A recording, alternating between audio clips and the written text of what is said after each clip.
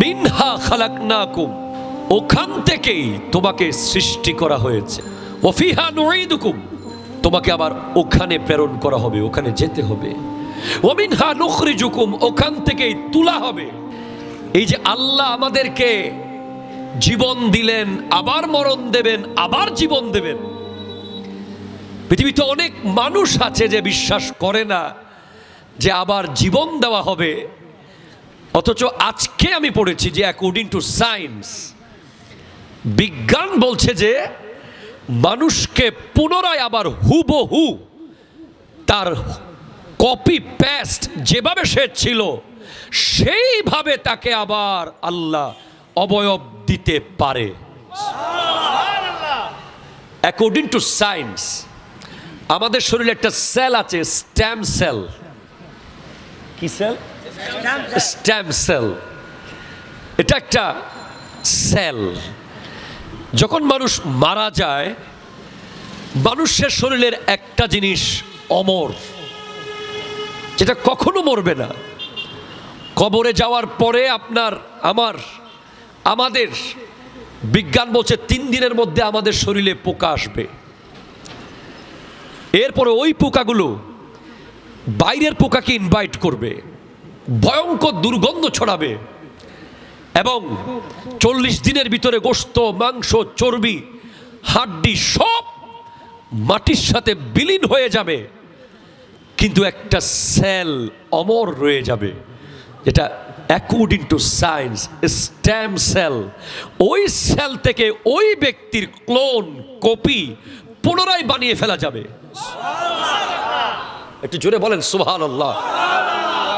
আল্লাহ মানুষের শরীরে এমন এক সেল দিয়েছে, স্টেম সেল, যেটার মাধ্যমে ওই ব্যক্তিকে আবার তার ডিএনএ, এটা ডিএনএর মাধ্যমে তাকে আবার নিরূপণ করা যাবে সে কে, কার সন্তান, তাকে আবার পুনরায় বানিয়ে ফেলা যাবে। যেখানে এআই, আর্টিফিশিয়াল ইন্টেলিজেন্স হুবহু আপনাকে বানিয়ে ফেলছে, হুবহু আপনার কপি করে ফেলছে, হুবহু আপনাকে যেভাবে আপনি হাঁটেন, যেভাবে আপনি বলেন, যেভাবে আপনি চলেন, যেভাবে আপনি খান, কপি করছে আর্টিফিশিয়াল ইন্টেলিজেন্স।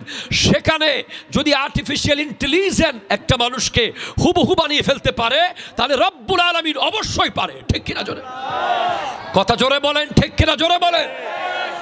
আল্লাহ পারে কি পারে না? পারে, কোনো সন্দেহ নাই। ইভেন কোরআনুল কারীমের সূরা কিয়ামার মধ্যে এসেছে যে আমরা যে ফিঙ্গারপ্রিন্ট, সুবহানাল্লাহ বলেন না, আল্লাহু আকবার জোরে বলেন না। সূরা কিয়ামার 4 নম্বর আয়াতে আল্লাহ বলছেন যে আমি তো তাদেরকে জোড়া দেব, এমনকি তাদের আঙ্গুলের মাথার যে এই আঙ্গুলের যে ছাপ আছে, ছাপ, এই ছাপ পর্যন্ত আমি হুবহু আবার বানিয়ে ফেলবো। যেখান থেকে ফিঙ্গারপ্রিন্ট সৃষ্টি করা হয়েছে, সূরা কিয়ামা থেকে ফিঙ্গারপ্রিন্ট। একটু জোরে বলবেন না আপনি সুবহানাল্লাহ। ফিঙ্গারপ্রিন্ট কোত্থেকে এসেছে? সূরা কিয়ামা থেকে। আমি স্টেজে উঠতে খুলছিলাম এই সূরাটা, সূরা কিয়ামা। আল্লাহু আকবার। এই সূরা যদি আমরা কেউ একবার পড়ি, একটিবার, আজকে আপনারা সূরা কিয়ামা গিয়ে পড়বেন। আল্লাহ বলছেন যে আয়াহসাবুল ইনসানু আল্লান নাজমা ইযামাহ, মানুষ কি মনে করে আমি তার অস্থিসমূহ একত্রিত করতে পারবো না? আল্লাহু আকবার জোরে বলেন না। ওরা কি মনে করছে? ওরা কি মনে করছে যে ওদের কবরে যাওয়ার পর আর শেষ হয়ে যাবে? না না না, শেষ হবে না। তারা টোটাল মাটির সাথে মিশে যাওয়ার পর আমি আল্লাহ তাদের প্রত্যেকটা জাররা জাররা শরীরকে আবার একত্রিত করব। এরপরে বলছে বালা কাদিরিনা আলা আন নুসাওয়িয়া বানানা। আল্লাহু আকবার জোরে বলেন। কেন নয়? আমি তো তার আঙ্গুলের অগ্রভাগ পর্যন্ত পুনরায় আবার বিন্যস্ত করব। আল্লাহু আকবার জোরে বলেন না। আমি তার আঙ্গুলের অগ্রভাগ, যেখানে অনেক সময় টিপসই দিলে দেখা যায় বুড়া মানুষ কাজ করতে করতে হাতের ছাপ মুছে গেছে।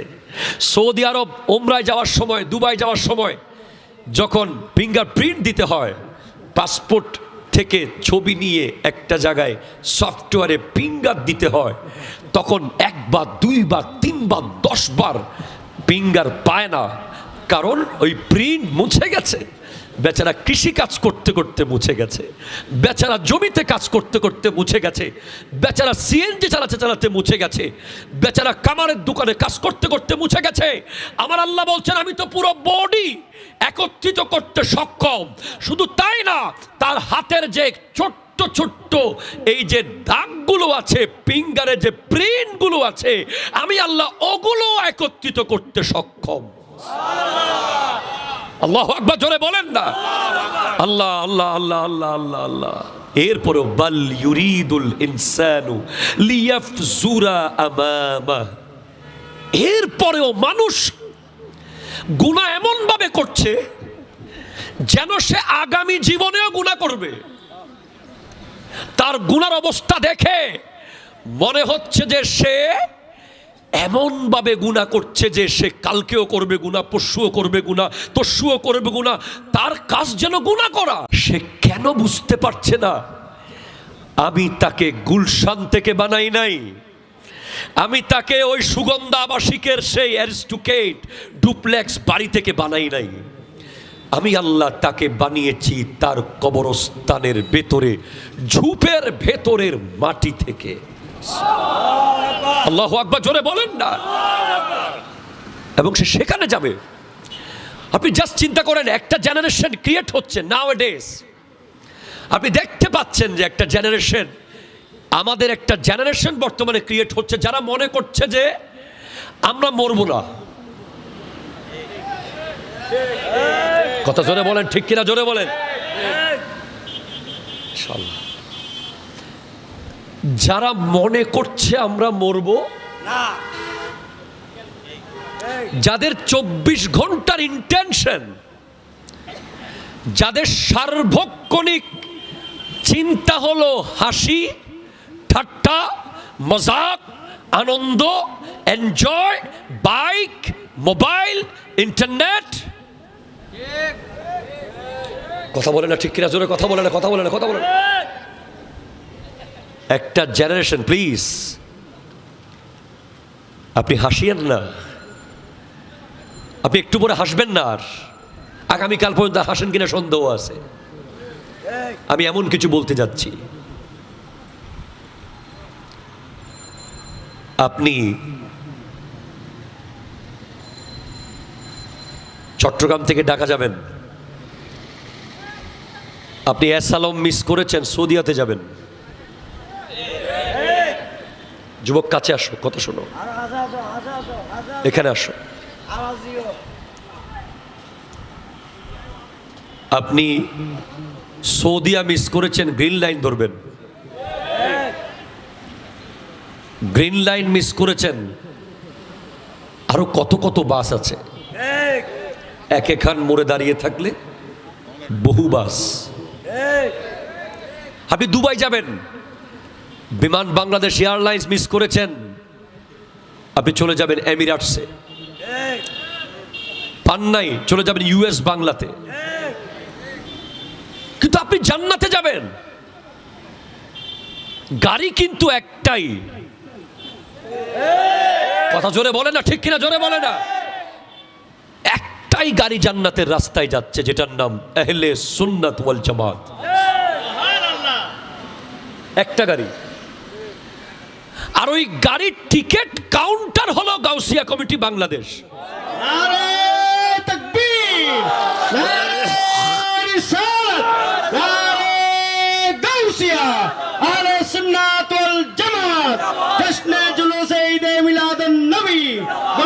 কমিটি বাংলাদেশ। আপনি গ্রিন লাইনের টিকিট সব জায়গায় পাবেন না, নির্ধারিত কাউন্টারে যেতে হবে, ঠিক কিনা জোরে বলেন না। আপনি এমিরেটসের টিকিট সব কাউন্টারে পাবেন না, নির্ধারিত কাউন্টারে যেতে হবে। আপনি আহলে সুন্নাত ওয়াল জামাতের টিকিট সব কাউন্টারে পাবেন না। আপনাকে গাউসিয়া কমিটি বাংলাদেশের মতো শরীয়ত তরিকতওয়ালা পীরের দরবারে যেতে হবে, ঠিক কি? যেখান থেকে আপনাকে টিকিট দেবে, গাউসিয়া কমিটির কাজ হলো আপনাকে ধরে ধরে, একজন যুবক সুন্নাহ থেকে সরে যাচ্ছে তাকে ধরে নিয়ে আসবে,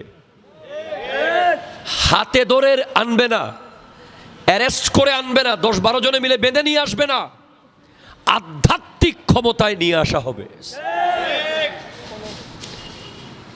তার কলবকে বাঁধা হবে, বডিকে না। এটা জোরে বলেন না ভাই, সুবহানাল্লাহ জোরে বলেন না। It's one kind of roof, please. One kind of roof. Spiritual roof. Gausia committee হলো একটা আধ্যাত্মিক রশি, যেটা বডিকে বাঁধে না, কলবকে বাঁধে। কলব যার বেঁধে গেছে, বডিও তার বেঁধে গেছে। কলব যদি অ্যারেস্ট হয়ে যায়, বডি তো এমনিতেই অ্যারেস্ট হয়ে গেছে। दिल जहां जाता है नजर वहां जाता है, दिल जहां जाते हैं जिस्म वही चला जाते हैं। शायर बोलते जान और दिल होश खिरत सब तो मदीने पहुंचे, तुम नहीं चलते रजा सारा तो सामान गया। একটু জোরে বলেন সুবহানাল্লাহ। তো ভাই প্লিজ আপনি মনে রাখেন, জীবনে আপনি ঢাকা না গেলে থাকতে পারবেন, চিটাঙে জীবন কাটিয়ে দেওয়া সম্ভব। সম্ভব কিনা বলেন তো? আপনি জীবনে দুবাই না গিয়ে থাকতে পারবেন, আপনি জিন্দেগিতে আমেরিকা না যান, কিচ্ছু আসে যায় না। কিন্তু আপনাকে, আমাকে, আমাদেরকে অবশ্যই কবরে যেতে হবে। এখানে কোনো মিসিং একজনও মিস হবে না, একজন। জাস্ট 1 মিনিটের জন্য ভাবেন যে আজকে থেকে ঠিক 100 years বিফোর বা 100 years আফটার, 100 বছর আগে বা 100 বছর পরে, 100 বছর পরে ভাবেন আমরা একজনও কিন্তু নাই। চিরন্তন সত্য কথা যে এখানে আমরা একজনও ঠিক 100 বছর পরে নাই। কোথায় আমরা? অবশ্যই আছি। কোথায়? মাটির নিচে। সবাই এই যে স্মার্ট স্মার্ট যুবক, যাদের এক একজনের টি শার্ট দেখলে আপনি স্ট্রেঞ্জ হয়ে যাবেন, যাদের এক একজনের dress code, choice, phone, social মিডিয়ার আইডি, যাদের বাইক, যাদের ফ্যামিলি স্ট্যাটাস, যাদের কথা বলার ধরন, যাদের বাচনভঙ্গি, যাদের নেতৃত্ব, পুরো সমাজ তাক লেগে যাচ্ছে, কেউ থাকবে না, সবাই নিচে। ঠিক 100 বছর। আর 100 বছর যেতে এখন কয় বছর লাগে আল্লাহই ভালো জানে। 100 বছর আর 100 বছর লাগে না এখন। এখন 1 বছরে 5 বছর চলে যাচ্ছে। 2020 থেকে 25 চোখেই দেখি নাই, ঠিক কিনা জোরে বলেন না। আজকেই ছেলেদেরকে বলেছি ক্লাসে, লা তাকুমুস সাআতু হাত্তা ইয়াতাকারাবাজ জামান। কিয়ামত ততক্ষণ কায়েম হবে না যতক্ষণ সময় সংকীর্ণ হয়ে যাবে না। সময় টোটালি সংকীর্ণ হয়ে গেছে। হ্যাঁ, বছর যাচ্ছে মাসের মতো, মাস যাচ্ছে সপ্তাহের মতো, সপ্তাহ যাচ্ছে দিনের মতো, দিন যাচ্ছে ঘন্টার মতো, ঘন্টা যাচ্ছে মিনিটের মতো, চোখের পলকে হায়াত চলে যাচ্ছে, চোখের পলকে হায়াত চলে যাচ্ছে। কিন্তু যত হায়াত যাচ্ছে তত আমি আজরাইল আলাইহিস সালামের কাছাকাছি যাচ্ছি। আপনি মনে করিয়েন না আপনি বড় হচ্ছেন, মূলত আপনি ছোট হচ্ছেন। কালকের দিনে আমি আরো 1 কদম চলে যাচ্ছি আজরাইল আলাইহিস সালামের কাছে। পরশু আমি আরেক কদম গেলাম মালাকুল মৌতের কাছে, তারপরের দিন আমি আরেক কদম গেলাম মালাকুল মৌতের কাছে। আরে আমরা কি, যেখানে হযরতে ইয়াকুব আলাইহিস সালাম বলেছিলেন মালাকুল মৌতকে, তুমি আসার আগে আমাকে একটু বলে আসিও, আমি একটু প্রিপারেশন নেব তোমার সাথে যাওয়ার। হুট করে মালাকুল মৌত এসে গেছে, বলে তুমি আমাকে কেন বললে না তুমি যে আসবে? মালাকুল মৌত বলছে, হ্যাঁ আমি বলেছি আপনাকে। কি বলেছো? কোথায় বলেছো? কেন আপনি আপনার সাদা দাড়ি দেখেন নাই? আপনার দাড়ি যে সাদা হয়ে গেছে আপনি কি দেখেন নাই? আপনার পায়ের চামড়া যে ফ্যাকাশে হয়ে গেছে আপনি কি দেখেন নাই? আপনার চোখের নিচে যে চামড়া ভাঁজ পড়ে গেছে আপনি কি দেখেন নাই? হযরতে ওমর ফারুক আজম রাদিয়াল্লাহু তাআলা বলছেন, এক ব্যক্তিকে নিয়োগ দিয়েছেন যে তুমি প্রতিদিন আমাকে একটা কথা বলবা, ওমর তুমি মারা যাবে। আজব এক কর্মচারী রেখেছেন হযরত ওমর। আমাদের ঘরের কর্মচারী আমরা রাখি, পিএস রাখি, দারোয়ান রাখি, ড্রাইভার রাখি, আর হযরত ওমর রেখেছেন একজন ব্যক্তিকে বেতন দিয়ে যে প্রতিদিন তুমি বলবে যে শুধু আমাকে সকালে কাজ শুরু করার আগে বলবা, ওমর আপনি মারা যাবেন। একদিন ওই ব্যক্তিকে হযরত ওমর বলছেন, আজকে থেকে তোমার ডিউটি শেষ। বলে কেন? আমি কি আপনাকে মৃত্যুর কথা স্মরণ করিয়ে দেব না? বলে তোমার ডিউটি পালন করার জন্য আরেকজন এসে গেছে। বলে কে? এই যে আমার সাদা দাড়ি, আমি ওমরের দাড়ি সাদা হয়েছে, আমি এখন আয়নায় যখন এই দাড়ি দেখি তখন আমি বুঝি যে আমি মারা যাব, আমি চলে যাব। আমাদের সমাজে একটা জেনারেশন প্রতিনিয়ত ক্রিয়েট হচ্ছে যারা মনে করছে যে কবর নামে কিছু নাই, হাসর নামে কিছু নাই, মৃত্যু বলতে কিছু নাই। নিশ্চয় তারা মৃত্যুকে চিনে না। যারা মৃত্যুকে চিনে তারা হাসতে পারে না। কথা বলেন ঠিক কিনা? কথা বলেন। এটা আমি বলি নাই।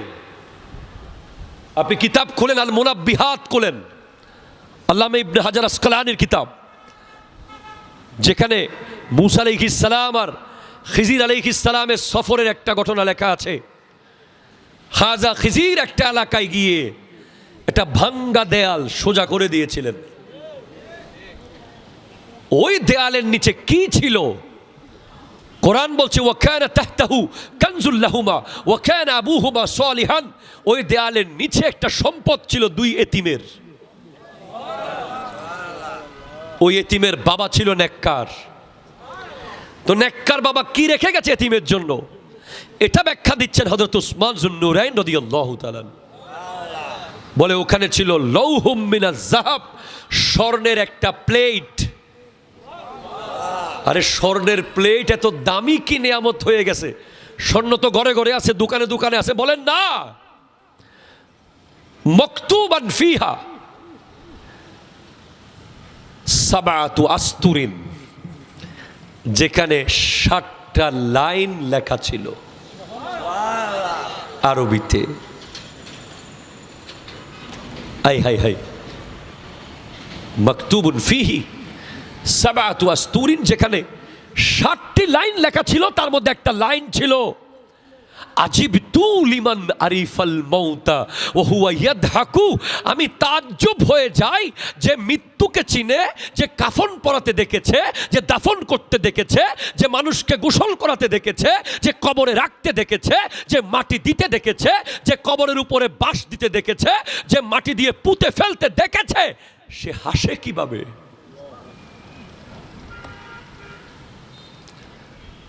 আমার প্রজন্মকে আমি বলছি,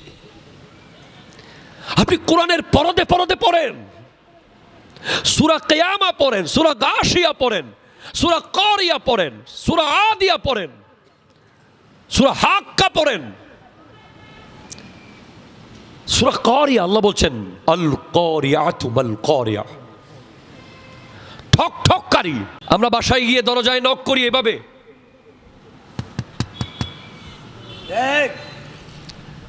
একটু জোরে হলে এভাবে। আর কারিয়া হলো ঠক ঠককারী, এটা এমন ভাবে দরজা নক করবে, দরজা তো না, মানুষের কলিজা কাঁপবে। কিয়ামত, এটা নকিং হবে খুব ভয়ঙ্কর, ভয়ঙ্কর নকিং।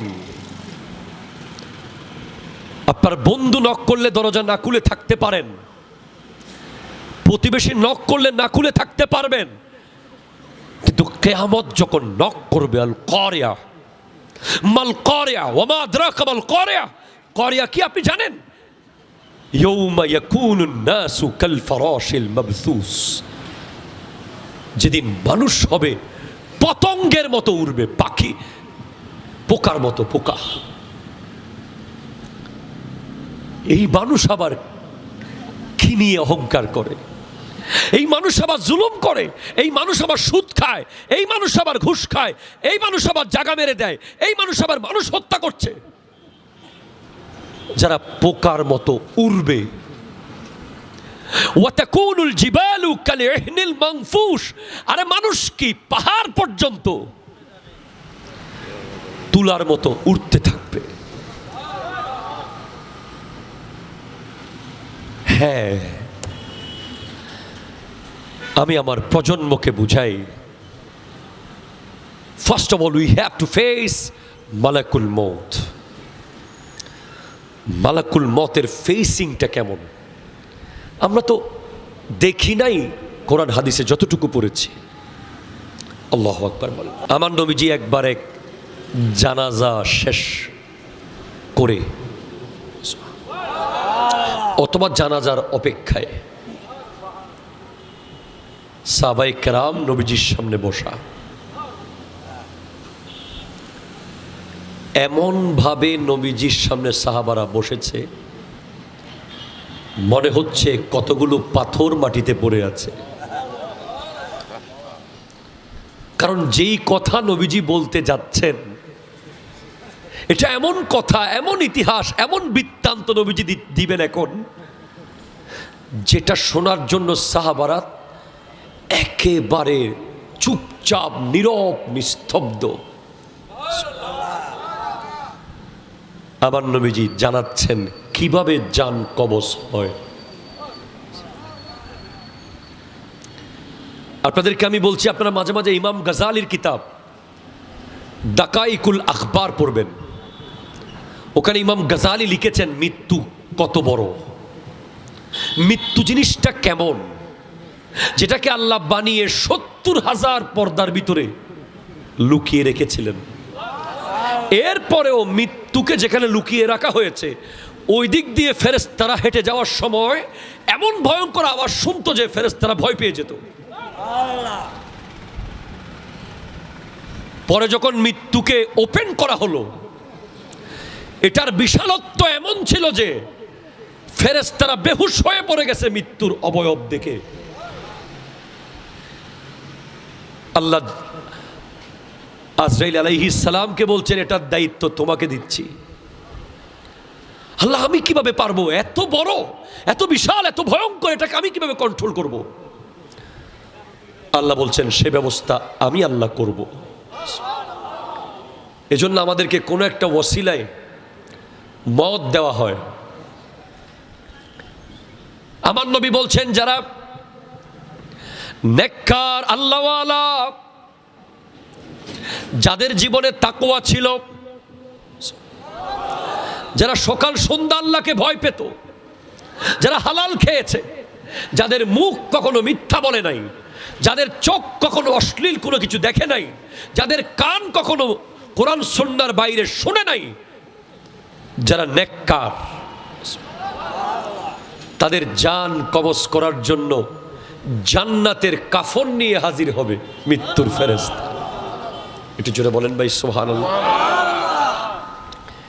এরপরে তার দৃষ্টি সীমা পর্যন্ত আলোকিত হয়ে যাবে, যতটুকু দৃষ্টি যায় সে নূর আর নূর দেখবে।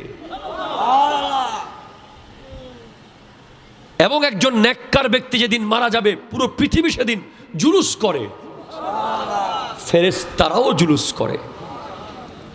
কারণ নেককারের জান যখন কবজ হয় গোটা পৃথিবীতে মেশক আম্বরের খুশবু হয়ে যায়। সমস্ত কবরস্থান আকাঙ্ক্ষায় থাকে সে এখানে আসুক। খুদ কবরস্থান বলে যে আল্লাহ এই ব্যক্তির দাফনটা যেন এখানে হয়। ফেরেশতা ডাক দিয়ে বলবে, ইয়া আইয়ুহান নাফসুল মুতমাইন উখরুজি ইলা রাহমাতিল্লাহ, বের হয়ে আসো আল্লাহর রহমতের দিকে। বের হয়ে আসবে যান, যেন মনে হবে যে কলসি থেকে পানি বের হয়েছে। সুবহানাল্লাহ বলতেছেন না আপনারা? আমি অবাক হচ্ছি যে আপনারা সুবহানাল্লাহ বলতেছেন না। কলসি থেকে পানি বের হয়েছে। আপনি কোন নবীর মিলাদের বিরোধিতা করেন রে ভাই? কোন নবীর শান বললে আপনি এই কথা সেই কথা বলেন? আপনি কি জানেন সমস্ত উম্মতের মৃত্যু যন্ত্রণা নবীজি নিয়ে নিয়েছেন? যারা নেককার উম্মত, যারা আশেক উম্মত, তাদের সমস্ত মৃত্যু যন্ত্রণা নবীজি একা বলছে, আল্লাহ আমাকে যা আছে দিয়ে দাও, আমার উম্মত এটা সহ্য করতে পারবে না। হযরত আয়েশা সিদ্দিকা রাদিয়াল্লাহু তাআলা আনহা বলছেন, আমার সিনার মধ্যে আল্লাহ রসুল এমন ভাবে চেপে আমার নবীজি জান রু যখন কবজ হচ্ছে, আমার নবীজি বারবার বলছিলেন, ফাতিমাতুজ জাহরা রাদিয়াল্লাহু তাআলা আনহা বলছেন, আমার আব্বাজান বলছিলেন যে আজকে থেকে আমি আর কষ্ট পাবো না। নবীজির কোনো মৃত্যু যন্ত্রণা নাই, কিন্তু নবীজি উম্মতের যন্ত্রণা নিজে নিয়েছেন। আমরা কেন নবী নবী করি? এরপরে ওই নেককারের রূহ বের হওয়ার সাথে সাথে দুনিয়া জানবে আজকে একজন আল্লাহর প্রিয় বান্দার ইন্তেকাল করেছে। পাবলিসিটি করা লাগে না, দুনিয়া জেনে যাবে। ফেরেশতারা আকাশে কথা বলা শুরু করবে, কে মারা গেল? কারণ আজকে গেট খুলতে হবে। 7 আসমানের গেট ধপ ধপ ধপ ধপ খুলে যাবে। ওই নেককার ব্যক্তির রূহ প্রথম, দ্বিতীয়, তৃতীয়, চতুর্থ, পঞ্চম, ষষ্ঠ সব আসমান পার করে আল্লাহর কুদরতের কদমে গিয়ে রাখা হবে। আল্লাহ সেই রূহ দেখে খুশি হয়ে যাবেন। আহ, আমার বান্দা উপোস ছিল, হারাম খায় নাই। আমার বান্দা ভাড়াটিয়া ছিল, কত লজ্জা পেয়েছে কোনোদিন, এরপরও 2 নাম্বার ইনকাম করে নাই। আমার বান্দাকে জুলুম করা হয়েছে, এরপরেও সহ্য করেছে, সবর করেছে। আমার বান্দা, এই যে আমার বান্দা, আল্লাহ কুদরতে হাসি দেবে। এরপর বলবে তার আমলনামা ইল্লিয়িনের মধ্যে লিপিবদ্ধ করো। তার জান যেখান থেকে এনেছো সেখানে গিয়ে দিয়ে দাও। এরপর কাফনের ভিতরে ঢুকিয়ে দেওয়া হবে। মনে রাখবেন, আমাদের মৃত্যু আর নবীদের মৃত্যু বেশ কম আছে। আমাদের মৃত্যু হলো হাসর পর্যন্ত, আর নবীদের মৃত্যু হলো কবর পর্যন্ত। আবার আমাদের মধ্যে কি যারা নেককার, তারা রূহ কবজ হওয়ার পর আল্লাহকে দেখিয়ে আনার পর আবার রূহ সবার আসবে। কারণ একটু পরে নবী আসবেন। আপনাকে আমি ওই প্লেসটা দেখাচ্ছি। জাস্ট ইমাজিন ইউর গ্রেভ, আপনার কবরকে আপনি ভাবেন নবীজি তাশরীফ এনেছেন। আপনার কবরে, আমার কবরে নবীজি এসেছেন। এবার কোনো কারণে নবীজি যদি মুখটা একটু কালো করে ফেলে, মুখটা ফিরিয়ে ফেলে, নারাজ হয়ে যায়, পৃথিবীর কেউ নাই আর নবীকে বোঝানোর। কারণ আল্লাহ নবীজিকে তখন বুঝাবে না। আল্লাহ নারাজ হলে নবী গিয়ে আল্লাহকে বুঝাবে, নবী নারাজ হলে আল্লাহ ওই ব্যক্তিকে আর ছাড় দেবে না। সেজন্য আমি আমার যুবক ভাইদেরকে বলছি, আপনি কি আপনার পারিবারিক, সামাজিক, রাষ্ট্রীয়, ব্যক্তিগত, পার্সোনাল লাইফে যে জীবন আপনি লিড করছেন, এটা নবীর সামনে দেখানোর জন্য আপনি প্রস্তুত আছেন কিনা? আপনার সোশ্যাল বিহেভিয়ার, আপনার ফিজিক্যাল বিহেভিয়ার, আপনার পার্সোনাল বিহেভিয়ার, আপনার পলিটিক্যাল বিহেভিয়ার, প্রত্যেকটা বিষয়ে আপনি কি নবীজির সামনে চেহারা দেখাতে পারবেন কিনা? ধরেন কালকে মারা যাব, কাল নবী আসবে কবরে, আপনার মাথার চুলগুলো নবীজিকে দেখানোর মতো, আপনার চোখ, আপনার কান, আপনার নাক, আপনার কলম, আপনার বডিকে জিজ্ঞেস করেন, আপনার হাতের ট্যাটু, আপনার গায়ে 3/4 প্যান্ট, আপনার বাসায় ফুটবলারদের ছবি, আপনার মোবাইলে অশ্লীল ভিডিও, আপনি কি এই জিনিসগুলো নিয়ে নবীকে চেহারা দেখাতে পারবেন? আমার প্রশ্ন। সো কেন আপনি এগুলো করেন? কেন আপনি এগুলো করেন? যে জিনিস আপনি মায়ের সামনে দেখাতে পারেন না, যেই কাজ আপনি বাবার সামনে করতে পারেন না, যেই কাজ আপনি বন্ধুর সামনে করতে পারেন না, যেই কাজ আপনি সন্তানের সামনে করতে পারেন না, ওই কাজ আপনি আল্লাহর সামনে আমরা কেমনে করি? ঠিক কিনা জোরে বলেন না, বলেন। আপনি আপনার সন্তানের লজ্জায় সিগারেট ফেলে দিয়েছেন, তো আপনার শাহী রগের কাছে তো আল্লাহ আছে, আপনি আল্লাহকে লজ্জা পেলেন না কেন? আপনি সিসি ক্যামেরার ভয়ে ঘুষের টাকা টেবিলের তলে দিয়ে নিয়েছেন, আপনি কি আল্লাহকে দেখেন নাই? আপনি কি জানেন না যে আল্লাহ বলেছেন নাহনু আকরাবু ইলাইহি মিন হাবলিল ওয়ারিদ, আমি তোমাদের শাহী রগের কাছে আছি। হযরতে মওলা আলীকে জিজ্ঞেস করা হয়েছে, আপনি তো পৃথিবীর বিখ্যাত একজন জ্ঞানী, গোটা জগতের শ্রেষ্ঠ জ্ঞানীদের একজন, বলেন কবরে কি নেওয়া যাবে? একটু জোরে বলেন না ভাই, সুবহানাল্লাহ। কবরে নেওয়ার মতো সম্বল কি?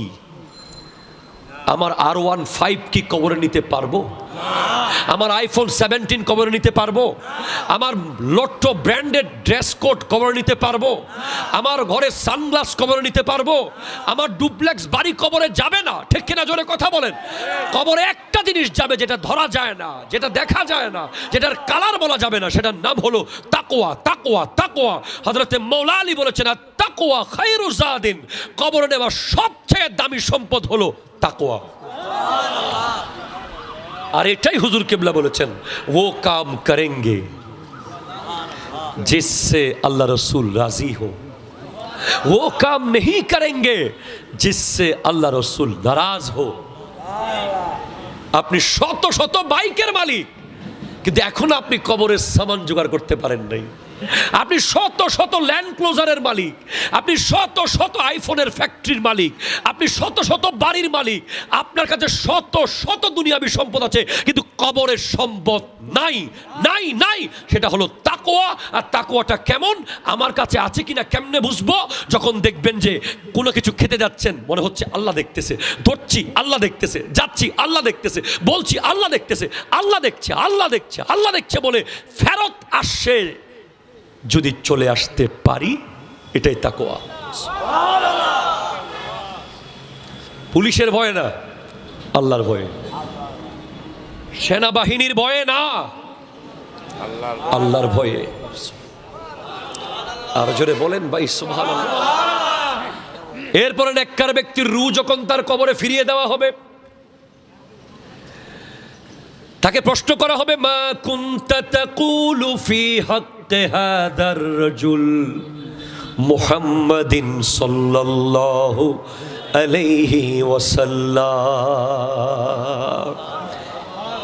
এই নুরানি জাত মুহাম্মদ সাল্লাল্লাহু আলাইহি ওয়াসাল্লাম সম্পর্কে তুমি কি বলতে, কি জানতে, কি ভাবতে, কি জানো? তখন যদি আপনি নবীজিকে চিনে ফেলেন, নবীজি যদি আপনার দিকে তাকিয়ে জাস্ট একটা মুস্কি হাসি দেয়, আল্লাহু আকবার নাই রে, আল্লাহু আকবার, क्या नजारा होगा वो। নবীজি হেসে দিয়েছে আপনাকে দেখে।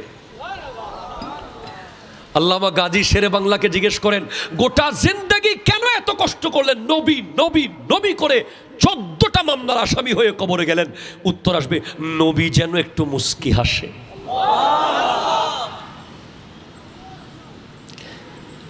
একটা মানুষ যখন সারাক্ষণ আমার নাম বলে, ফেসবুকে আমাকে নিয়ে স্ট্যাটাস দেয়, কোথাও গেলে আমার কথা বলে, তার বাড়িতে দাওয়াত দেয়, সবসময় আমাকে দেখতে চায়, আমি তাকে দেখলে অনে না, কথা ঠিক কিনা জোরে বলেন না। একটা ব্যক্তি যখন সব সময় আপনার সাথে কানেক্টেড থাকতে চায়, আপনি তাকে দেখা মাত্র অটোমেটিক হাসি এসে যাবে। তো শাইনশাহ সিরিকোট চেয়েছেন যে এই যুব সমাজকে ওই জায়গায় নিয়ে যেতে। জশ্নে জুলুস নবীর শান, সুবহানাল্লাহ জোরে বলতেছে না। আজানের আগে সালাতুস সালাম নবীর শান, মজমুআয়ে সালাওয়াতে রাসূল নবীর শান, জামের অ্যাসেম্বলিতে সবসে আলা ও আলা হামারা নবী, সবসে বালা ও বালা হামারা নবী। এটা তো ম্যাট্রিক পরীক্ষায়ও নাই, ইন্টারেও নাই, অনার্সেও নাই, মাস্টার্সেও নাই, কিন্তু প্রতিদিন ক্লাস কেন এই কথা দিয়ে শুরু হবে? বলে আগে নবীর প্রেমিক হয়ে যা, পরে আল্লাহর ওলি হবি, পরে আলেমে দ্বীন হবি। আপনে মৌলা কা প্যারা হামারা নবী, दोनों हमारा नबी सबसे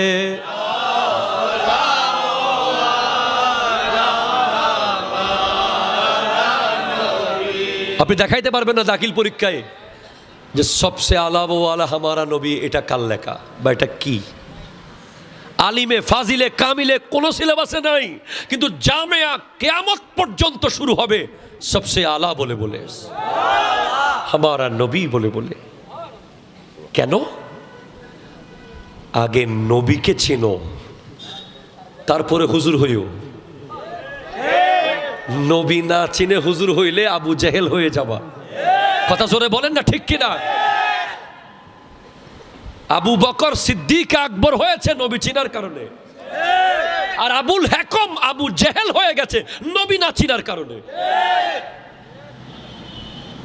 সেজন্য আপনার লাইফের প্রথম এইম যেন এটা থাকে যে মালাকুল মউত যখন আসবে আমি যেন দেখাতে পারি, দেখো আমি কে, হু এম আই।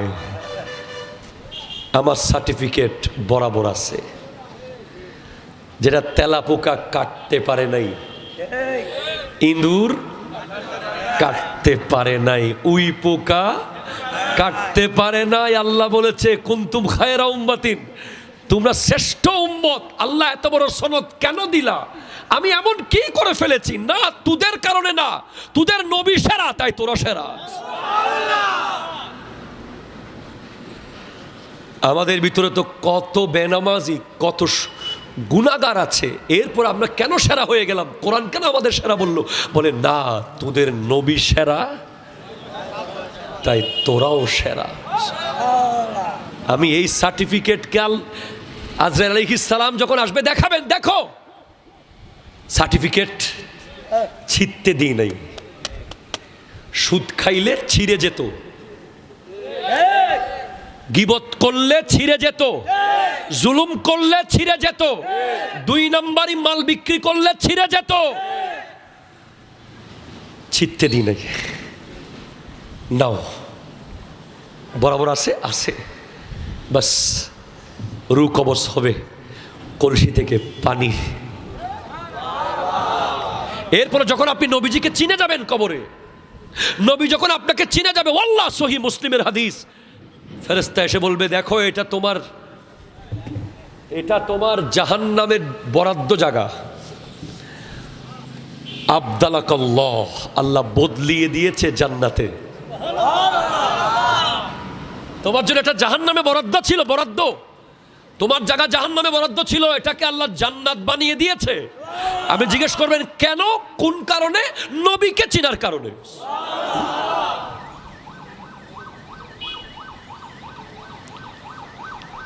এরপরে যারা গুনাহগার, বদকার, বেঈমান, মুনাফিক, হারামখোর, তাদের জান যখন কবজ হবে যেন ভিজা তুলার ভিতরে লোহার গরম শলা টেনে টেনে বের করছে। জাহান্নামের কাঁটাযুক্ত কাফনের কাপড় আনা হবে। প্লিজ, আপনি যদি এই লোড নিতে পারেন, কালকে থেকে অনলাইনে জুয়া খেলেন, আপনি এখন থেকে 5 মিনিট আমি যা বলবো তা যদি আপনি সহ্য করতে পারেন, আপনি কালকে থেকে জুয়া খেলা বাড়িয়ে দেন। আপনি মাদক ছাড়তে হবে না যদি লোড নিতে পারেন। আর যদি না পারেন, আপনি এখানে দাঁড়িয়ে এখন কারেন্ট নাও বলেন যে লাথি মারেন, জুয়াকে লাথি মারেন, ঠিক কিনা জোরে বলেন। অনলাইন গেমগুলোকে পায়ের তলে পিষে ফেলেন। আমি তো মনে করি একটা ফ্রি ফায়ার 10,000 বোতল মদের চেয়েও খারাপ, যেটা প্রতিনিয়ত crore crore second, million million second, minute ধ্বংস করে দিচ্ছে।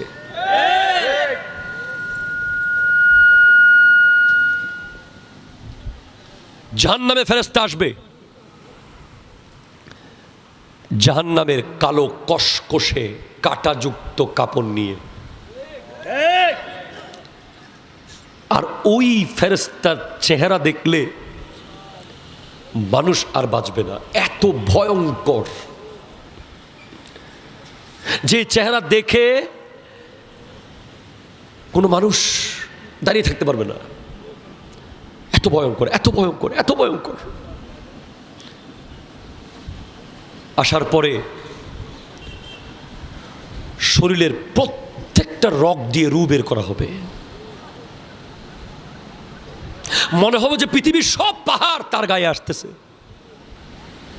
সমস্ত কাঁটা তাকে জড়িয়ে ধরছে,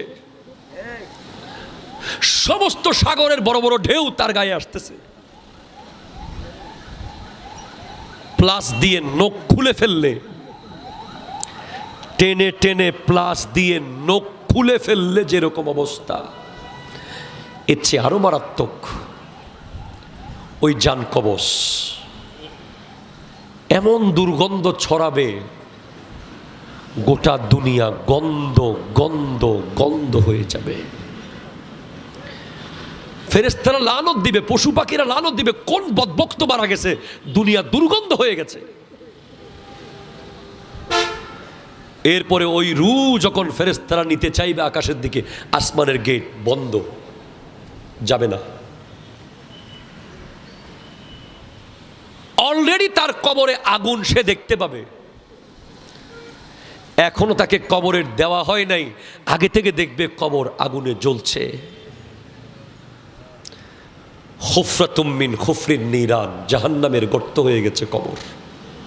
কবরের হাক ডাক, ভয়ঙ্কর আওয়াজ শোনা যাবে, আয় তুই কি জানতি না আমি সাপের ঘর? তোকে কি কেউ বলে নাই আমি বিচ্ছুর ঘর? তোকে কি কেউ বলে নাই আমি আগুনের ঘর? আমি চাপ দিয়ে ডানের হাত বামে নিয়ে যাই, বামের হাত ডানে নিয়ে যাই। তোকে কি কেউ বলে নাই আমি কত ভয়ঙ্কর কবর? এরপরেও তুই আমার পিঠের উপরে এত অহংকার করে চলেছিস। তুই কি জানতি না তোকে এখানে আসতে হবে? এবং তুই একা আসবি। কোথায় তোর বন্ধু? কোথায় তোর বাবা? কোথায় তোর মা? কোথায় তোর ব্যবসায়িক পার্টনার? কোথায় তোর বাইক পার্টনার? কোথায় তোর ফেসবুক পার্টনার যাদের জন্য রাতে 3টা বাজে দৌড় দিয়েছিলি? আমি আল্লাহর জন্য, আমার আল্লাহর জন্য টাইম ছিল না। তুই কি জানতি না আমি কবর কত ভয়ানক? তোকে কি কেউ বলে নাই আমার কথা? হায় হায়, ওই ব্যক্তি চিৎকার করবে, আমাকে নিও না, আমাকে নিও না, আমাকে নিও না। ওই ব্যক্তির আওয়াজ বুঝবে পশু পাখি, গরু ছাগল কুকুর ভেড়া, তারা ঘেউ ঘেউ চিৎকার করে। আপনি দেখবেন ছটপট করবে। বৎকারের কবরের পাশে কোনো গরু ছাগল বাঁধলে সে ছটপট করে রশি চিরে ফেলতে চাইবে। সে বুঝতে পারবে যে কি হচ্ছে। আর সে যদি বেনামাজি হয়, সে আল্লাহর সাথে বিজি দেখিয়েছে। সে কত বড় ব্যাককল। সে সেনা প্রধানের সামনে গিয়ে যদি বলতো যে আই এম বিজি স্যার, পরে কথা বলি, বুটের লাথি ছুঁড়ে তাকে নদীতে ফেলে দিত। সে পুলিশের এসপির সামনে গিয়ে যদি বলে আই এম বিজি, তাড়াহুড়া দেখায়, থাপড়ায়া দাঁত ফেলে দিত। সে আল্লাহর সামনে গিয়ে বলে যে আল্লাহ আই এম সো বিজি, জুমার দিন 2 রাকাত পরে দৌড় মেরে বের হয়ে যায়। কোনো মতে মসজিদ থেকে দৌড় দিয়ে বের হয়ে যায়, ভালো করে সালাম ফিরায় না, ঠিকভাবে মুনাজাত করে না, নফল পড়ে না। সে বুঝাতে চায় যে আল্লাহ তোমার তেমন কাজ নাই, আমি অনেক ব্যস্ত। ঠিক কিনা? কথা জোরে বলেন, বলেন। কত সাহস হলে আল্লাহর সামনে বিজিনেস দেখাই আমরা। আল্লাহকে বুঝাই যে জুমার পরে আমার অনেক কাজ। মুনাজাত তো দূরের কথা, আর সে আবার জান্নাত খুঁজে, সে আবার কবরের শান্তি চায়। লা হাওলা ওয়ালা কুওয়াতা ইল্লা বিল্লাহ। এরপর ওই বেনামাজি যখন মারা যাবে, কবরস্থানগুলো আল্লাহকে বলবে যে এই লাশ যেন এখানে না আসে। তোমার এত সাহস, তুমি ফজরের নামাজ না পড়ে এখনো ঘুরতেছো, তুমি জোহরের নামাজ না পড়ে এখনো হাসতেছো, তুমি আসরের নামাজ না পড়ে এখনো 4 কফি খাচ্ছ। তোমার বুকের পাটা এত বড় হয়ে গেছে, তোমার বুক এখনো কাঁপছে না।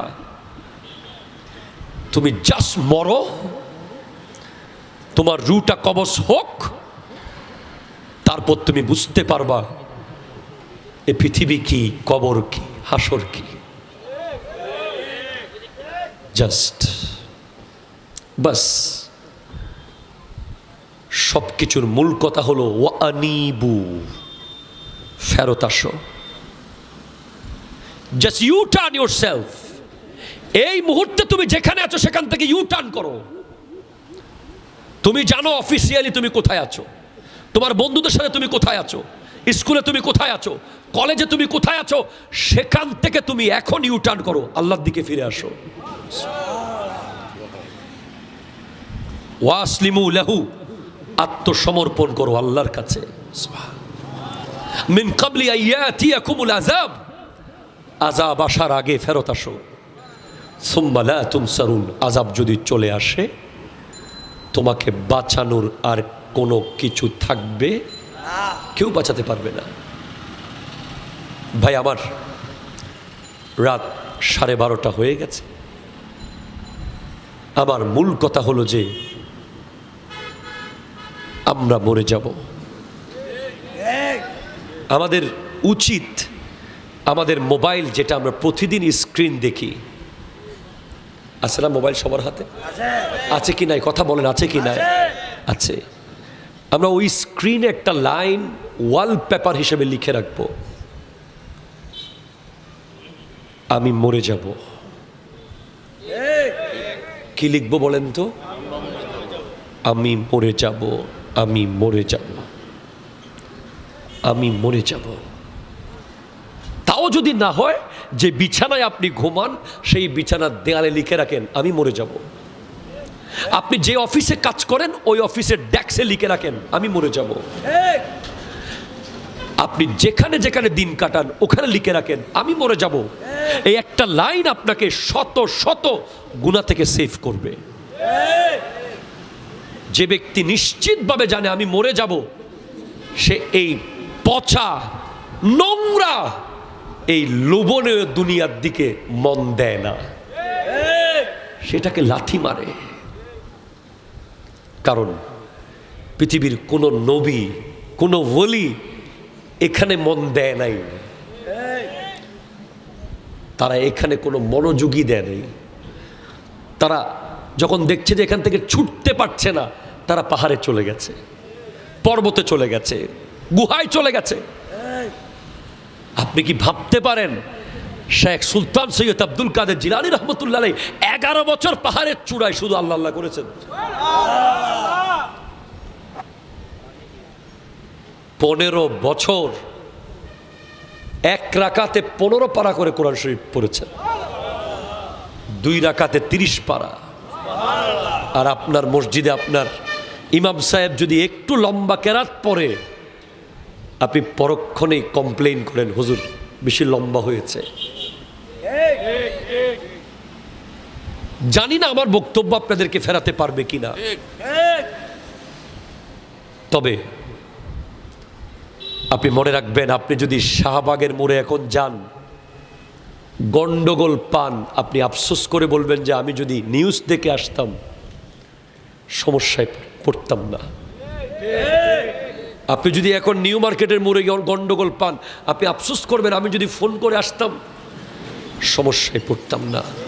কিন্তু আপনি কিয়ামতের মাঠে কথা বলতে পারবেন না যে আমি তো জানতাম না যে বিষয়টা এমন হবে, কারণ আপনাকে জানিয়েছেন আমার নবী, আপনাকে জানিয়েছেন সিদ্দিক আকবর, জানিয়েছেন ফারুক আজম, জানিয়েছেন উসমান জুন্নুরাইন, জানিয়েছেন সকল সাহাবী, তাবেঈ, তবে তাবেঈন, আইম্মায়ে মুজতাহিদিন, গৌস, কুতুব, আবদাল, আখিয়ার, আওতাদ, নুদাবা, নুজাবা, জানিয়েছেন শাহ সিরিকুট, আল্লামা সিরিকুটি, জানিয়েছেন তৈয়ব শাহ কেবলা। জানানোর জন্যই আজকে মাহফিল করা হয়েছে। নারে তাকবীর, নারে রিসালাত, নারে গাউসিয়া, আহলে সুন্নাত ওয়াল জামাত, শাহ সিরিকুট, গাউসিয়া কমিটি বাংলাদেশ, উলামায়ে আহলে সুন্নাত। সুতরাং জাস্ট টেক প্রিপারেশন, প্রস্তুতি নিন। কিয়ামত নক করছে, জাস্ট নক করছে। আমার নবী বলেছেন বুইস্তু আনা ওয়াসসাআতু, আমি এবং কিয়ামত একসাথে এসেছি। আমার নবী বলেছেন যে আমি এবং কিয়ামত একসাথে প্রেরিত হয়েছি, চলে যাব। 2 নম্বর গেট থাকবে না।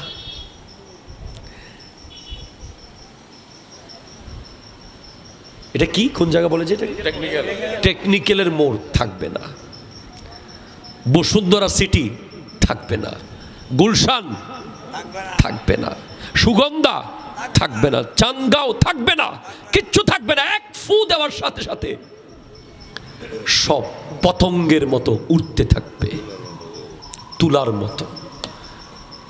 আল্লাহ সেদিন গাড়ি যার ভালো, সফর তার আরাম। কথা জোরে কয় না, ঠিক কিনা? জোরে বলেন। নন এসি গাড়িতে গরম বেশি, এসি গাড়িতে আরাম বেশি।